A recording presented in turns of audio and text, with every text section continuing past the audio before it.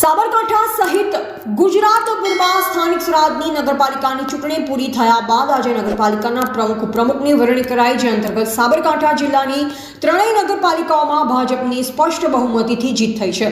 ત્યારે ત્રણેય નગરપાલિકાઓમાં મહિલાઓના હાથમાં સુકાન સોંપાય છે। તેમાં સાબરકાંઠા જિલ્લા ભાજપ પ્રમુખે તમામ મેન્ડેટ મળેલ પ્રમુખોને અભિનંદન પાઠવી જનહિતમાં કામ કરવાની વાત કરી હતી। સાબરકાંઠા જિલ્લામાં તલોદ પ્રાંતિજ તેમજ ખેડબ્રહ્મા નગરપાલિકામાં સ્થાનિક સ્વરાજ્યની ચૂંટણી પૂરી થયા બાદ આજે ત્રણેય નગરપાલિકાઓમાં પ્રમુખ ઉપપ્રમુખની ચૂંટણી યોજાઈ હતી, જેમાં સ્થાનિક પ્રાંત અધિકારીની હાજરીમાં ચૂંટણી પ્રક્રિયા સંપન્ન થઈ હતી।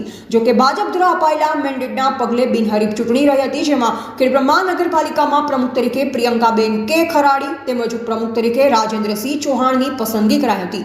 સાથોસાથ પ્રાંતિજ નગરપાલિકામાં પાલિકા પ્રમુખ તરીકે અનિતાબેન જે પંડ્યા તેમજ ઉપપ્રમુખ તરીકે ગિરીશભાઈ પટેલની વરણી કરવામાં આવી। તેમજ તલોદ નગરપાલિકામાં પાલિકા પ્રમુખ તરીકે રમીલાબેન મહેશભાઈ ચાવડા તેમજ ઉપપ્રમુખ તરીકે મયુરભાઈ સુરેશભાઈ પારેખની પસંદગી કરાઈ છે।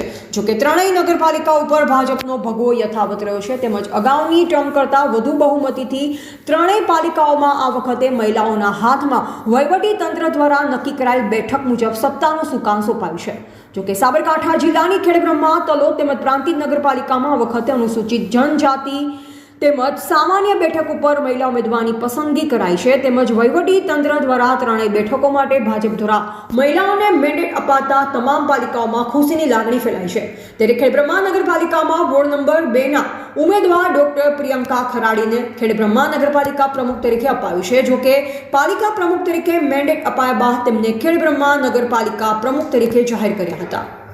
ડોક્ટર પ્રિયંકાબેન ખરાડીની આંખમાં હર્ષ ભરા અશ્રુ ભરાયા। સાથોસાથ તેમની ખેડબ્રહ્મા નગરપાલિકાને ક્લીન ખેડબ્રહ્મા ગ્રીન ખેડબ્રહ્માના સૂત્ર સાથે આગામી સમયની કામગીરીની શરૂઆત કરવાની વાત કરી હતી। જો કે 1.5 વર્ષના વહીવટદારના શાસન દરમિયાન ખેડબ્રહ્મા સહિત પ્રાંતિજ તેમજ તલોદ નગરપાલિકામાં કેટલાય પ્રશ્નો ઊભા થયા છે। ત્યારે આ વખતે ચૂંટાયેલી નવી પાંખ ત્રણેય નગરપાલિકાઓમાં સુવ્યવસ્થિત શાસન કરશે તેવો આશાવાદ પણ વ્યક્ત કરે છે। સાથોસાથ પ્રધાનમંત્રી નરેન્દ્ર મોદી સહિત ભાજપ સરકારનો પણ તેમને આ તબક્કે આભાર માન્યો। જો કે આગામી સમયમાં આજે ચૂંટાયેલી નવી પાંખ સત્તાના સૂત્ર સાંભળ્યા બાદ કેટલી સફળ બની રહી છે એ તો આગામી સમય જ બતાવશે। ખુશી તો વ્યક્ત કરવી અત્યારે મુશ્કેલ છે। ભારતીય જનતા પાર્ટીનો હું પહેલાં તો હૃદયપૂર્વક આભાર માનું છું। નરેન્દ્ર મોદી સાહેબે જે કીધું છે નારી શક્તિ, એ આજે ભારતીય જનતા પાર્ટીએ કરી બતાવ્યું છે। ત્રણે નગરપાલિકાની અંદર મહિલા સીટને ઉમેદવાર માટે પસંદ કર્યા અને ત્રણને પ્રમુખ તરીકે પસંદ કર્યા છે। એ માટે હું પહેલાં તો સૌનો આભાર માનું છું।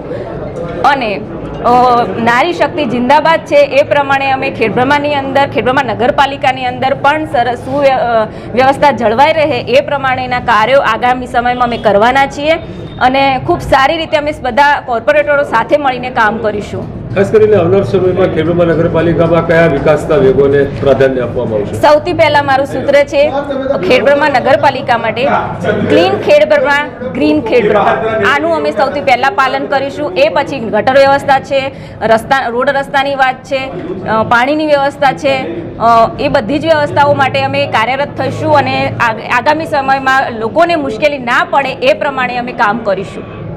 નમસ્કાર। સાબરકાંઠા જિલ્લામાં 3 નગરપાલિકાઓની ચૂંટણી યોજાઈ હતી। આ ત્રણે નગરપાલિકામાં ભારતીય જનતા પાર્ટીના કાર્યકર્તાઓનો ભવ્ય વિજય થયેલો હતો। આજે એના અનુસંધાનમાં આ ત્રણે નગરપાલિકામાં પ્રમુખ અને ઉપપ્રમુખોની વરણી કરવામાં આવનાર છે। આ તમામ 3 નગરપાલિકામાં ખેડબ્રહ્મા નગરપાલિકામાં અનુસૂચિત જનજાતિની જે મહિલા સીટ છે એમાં પ્રમુખ તરીકે ડૉક્ટર પ્રિયંકાબેન ખરાડી અને ઉપપ્રમુખ તરીકે રાજેન્દ્રસિંહ ચૌહાણની નિમણૂક કરવામાં આવી છે।